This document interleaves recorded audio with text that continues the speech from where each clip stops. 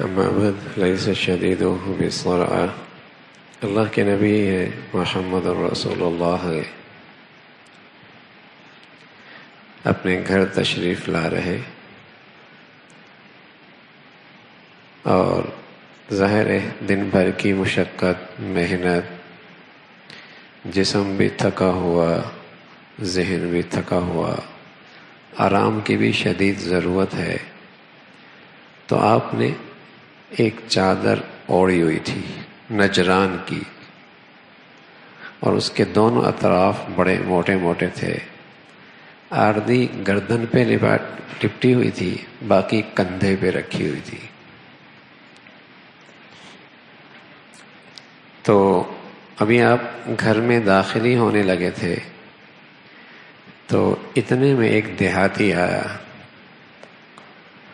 اور اس نے ایسے جھٹکے سے وہ چادر کھینچی کہ آپ کا توازن برقرار نہ رہ سکا اور آپ اس کی طرف گرنے لگے، کھینچی یوں۔ اور آپ انس فرمانے لگے رضی اللہ تعالیٰ عنہ، میں بھی موجود تھا ساتھ، آپ کی گردن صاف ستھری سفید چاندی کی طرح چمک رہی تھی، تو اس پر نشان آ گئے۔ اب اس دیہاتی کی صرف یہ نادانی نہیں تھی، اس سے اگلی نادانی، کہنے لگے یا محمد، اب یہ اس انداز سے پکارنا اللہ نے بھی منع فرمایا ہے کہ محمد الرسول اللہ کو پیچھے سے یوں مت پکارو۔ یہ اس کی دوسری نادانی۔ پھر کہنے لگا آپ کے پاس جو میرا حق ہے مجھے دیں، حالانکہ سوالی تھا، حاجت پوری کروانا چاہتا تھا، سوالی تھا، لیکن انداز کیا ہے، جو آپ کے پاس میرا حق ہے وہ مجھے دیں۔ سبحان اللہ، یہ وہ محمد الرسول اللہ ہیں جس نے اپنی امت کو ایک سبق دیا ہے، لیس الشدید بالسرعہ انما الشدید الذی یملک نفسہ عند الغضب۔ پہلوان وہ نہیں ہے جو کسی کو بچھاڑ دے، پہلوان تو وہ ہے جو اپنے جذبات پہ، اپنے غصے پہ قابو پا لے۔ یہ بڑا مضبوط آدمی۔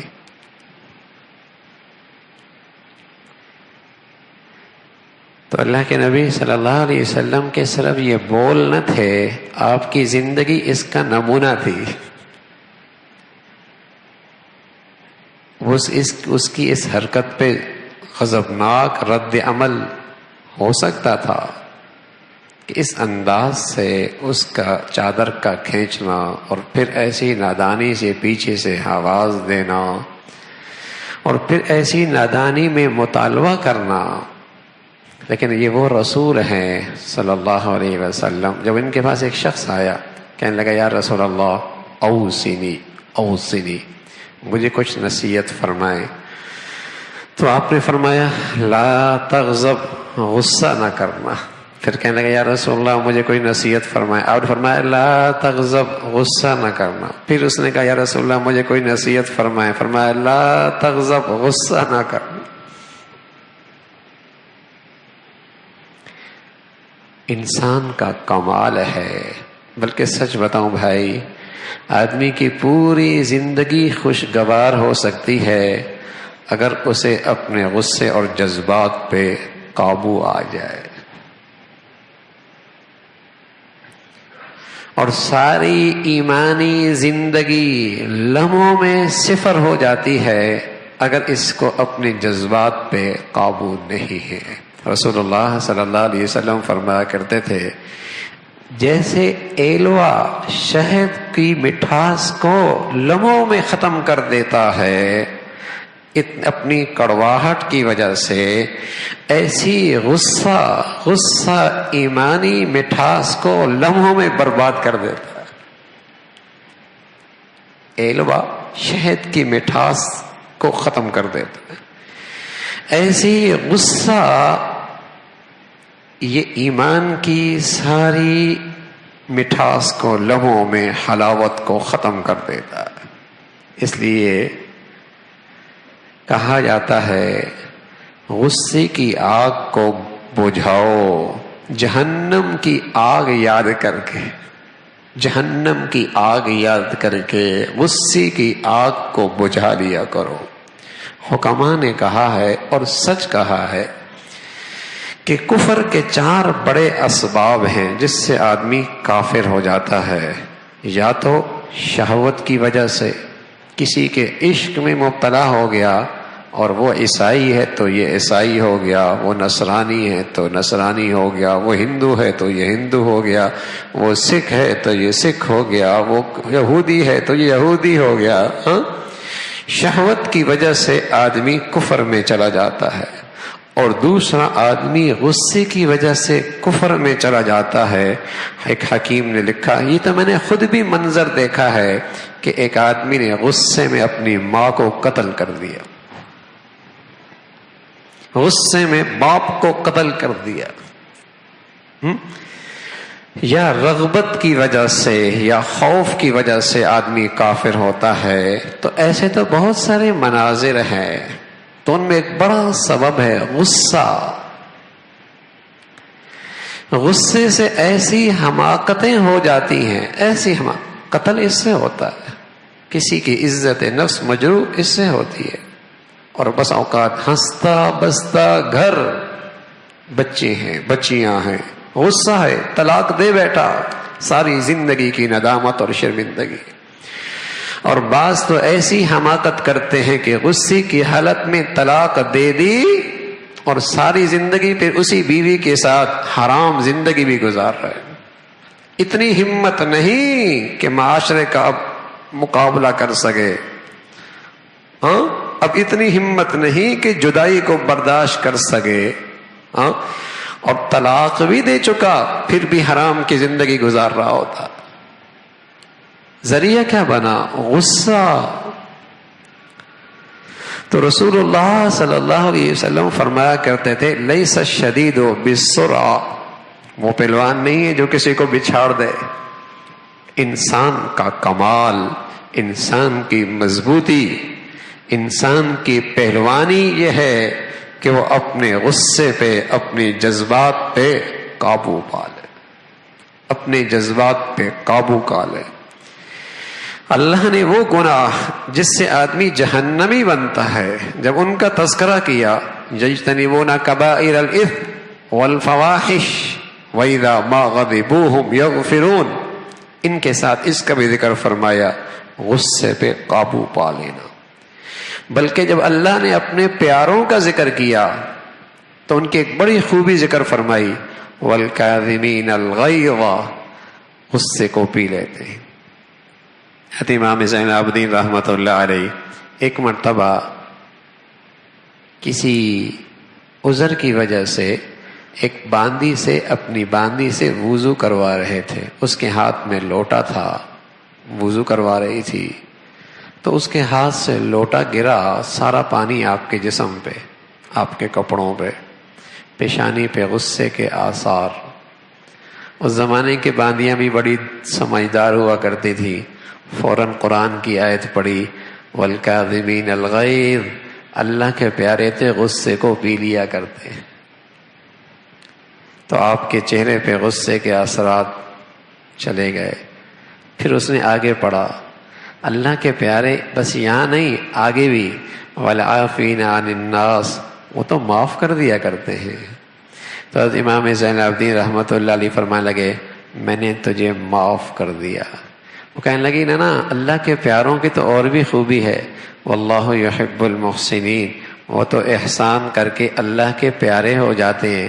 تو فرمایا، جا میں نے تجھے آزاد کر دیا۔ سبحان اللہ، یہ ہے جذبات پہ قابو۔ اللہ کا نام آیا، اللہ کی بات آئی، اللہ کا نام آیا، اللہ کی بات آئی، جیسے غصہ تھا ہی کوئی نہیں۔ وہی تو بالکل پاگل پن ہو جاتا ہے، غصے کی حالت میں اس کی ایسی کیفیت ہو جاتی ہے، اگر یہ خود اپنے آپ کو آئینے میں دیکھے تو خود شرمندہ ہو کہ میری شکل کیا ہو گئی ہے، خود شرمندہ ہو کہ میری شکل کیا ہو گئی.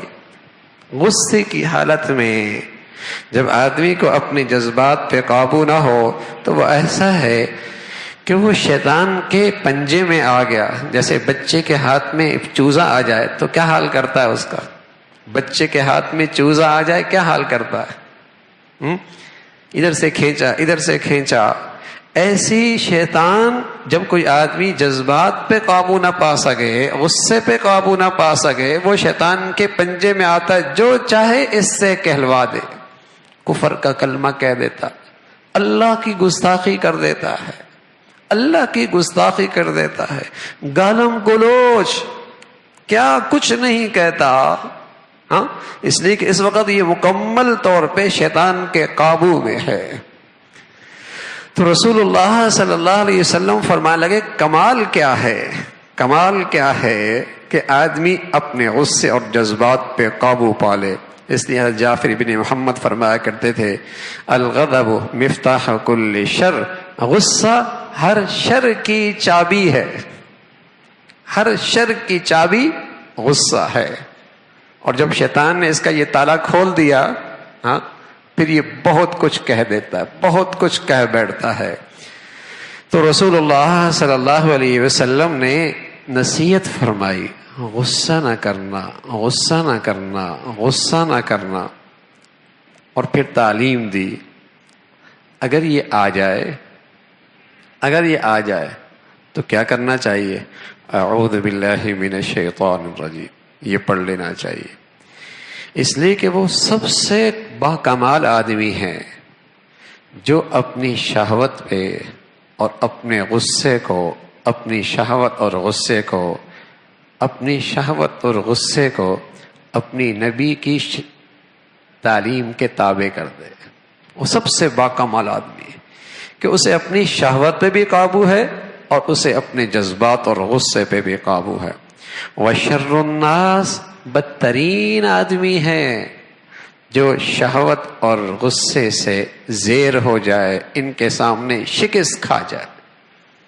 ہاں، اس شخص پہ کوئی اعتماد نہیں ہے، اس شخص پہ کوئی اعتبار نہیں ہے، کسی وقت کچھ بھی کر دے گا، کسی وقت کچھ بھی کر دے گا. تو اگر غصہ آیا ہے تو رسول اللہ صلی اللہ علیہ وسلم نے فرمایا وَإِمَّا يَنزَعَنَّكَ مِنَ الشَّيْطَانِ نَزْغٌ فَاسْتَعِذْ بِاللَّهِ، ایسا ہے تو فوراً اعوذ باللہ پڑھو، فوراً اعوذ باللہ پڑھو. سلمان ابن سرد ہیں، فرمانے لگے ہم حضور علیہ الصلوۃ والسلام کی خدمت میں بیٹھے ہوئے تھے تو دو آدمی آپس میں ایک دوسرے کو برا بھلا کہنے لگے اور ان کا چہرہ سرخ ہو گیا اور رخسار پھول گئے. رسول اللہ صلی اللہ علیہ وسلم نے فرمایا میں تمہیں ایسا کلمہ نہ بتاؤں جس سے یہ تمہاری حالت جاتی رہے. اور پھر فرمایا پڑھو اعوذ باللہ من الشیطان الرجیم، اعوذ باللہ من الشیطان الرجیم. شیطان سے، شیطان کیونکہ غصہ شیطان کی طرف سے ہے، فوراً اللہ کی پناہ میں آ جاؤ اس شیطان کے شر سے. اعوذ باللہ من الشیطان الرجیم. دوسرا فرمایا السکوت، خاموشی اختیار کرو. محمود ابن مہران کہنے لگے کہ ایک شخص سلمان کے پاس آئے اور کہنے لگے یا ابا عبداللہ مجھے کوئی نصیحت فرمائے. فرمایا غصہ نہ کیا کرو. فرمایا یہ تو مجھ سے نہیں ہو سکتا کہ مجھے غصہ ہی نہ آئے. فرمایا اچھا ایسا کر لو، جب غصہ آئے فَأَمْلِكْ لِسَانَكَ وَيَدَكَ، اپنے ہاتھ پہ قابو کر لیا کرو، اپنے زبان پہ قابو کر لیا کرو. یہ تو کر لیا کرو، اپنی زبان پہ قابو کر لیا کرو، اپنے ہاتھ پہ قابو کر لیا کرو، ایسا کر لیا کرو، خاموش ہو جایا کرو. اللہ کے نبی فرمان لگے غصہ آیا ہے کھڑے ہو تو بیٹھ جاؤ، بیٹھے ہو تو لیٹ جاؤ، ہاں کیفیت بدل جاؤ. اور رسول اللہ صلی اللہ علیہ وسلم نے بتایا کہ غصہ شیطان کی طرف سے ہے تو فوراً وضو کر لو، وضو کر لو. بھائی غصے پہ قابو نہ پانا یہ بڑی بیماری ہے، یہ بڑی بیماری ہے. جذبات پہ قابو نہ ہونا یہ بڑی بیماری ہے، یہ بڑی مصیبت ہے. کوئی ایسا گل کھلائے گی کہ ساری زندگی شرمندگی اٹھانی پڑے گی. بس اوقات آدمی کی کوئی موذی بیماری لگ جائے تو کتنی فکر ہوتی ہے اس کے علاج کرانے کی، اور کیسے دوڑ دھوپ کرتا ہے کہ کہیں ایسا نہ ہو کہ یہ موذی مرض کہیں زندگی کوئی نہ لے جائے، ہاں، اور زندگی کے لیے خطرہ نہ بن جائے۔ غصہ، جو جذبات جو قابو میں نہیں ہے، یہ تو ایمان کے لیے خطرہ ہے، یہ تو ایمان کے لیے خطرہ ہے۔ اس لیے اللہ کے پیاروں کی خوبی ہے والکاظمین الغیظ، والکاظمین الغیظ، غصے کو پی لینے والے، غصے کو پی لینے والے مزاج بنائیں، طبیعت بنائیں، درگزر کر دینا، معاف کر دینا۔ ہاں، اگر غصہ شریعت کے مطابق ہے، دشمن کے مقابلے میں ہے، اسلام دشمنوں کے مقابلے میں ہے، لیکن وہاں بھی اگر نے جذبات پہ قابو نہیں پایا تو بس اوقات نتائج غلط ہو جاتے ہیں۔ امام تیمیہ رحمۃ اللہ علیہ فرمایا کرتے تھے سب سے بڑا مجاہدہ ہے، سب سے بڑا جہاد ہے کہ آدمی اپنے نفس اور اپنے جذبات پہ قابو پا لے، ورنہ اللہ کے دشمنوں کے مقابلے میں بھی مجاہدہ اور جہاد نہیں کر سکتا۔ ہاں، سب سے بڑا مجاہدہ یہ ہے کہ آدمی کو اپنے نفس اور جذبات پہ قابو ہو، اس کے بغیر تو دشمن کے مقابلے کے اندر بھی مجاہدہ اور جہاد نہیں ہو سکتا۔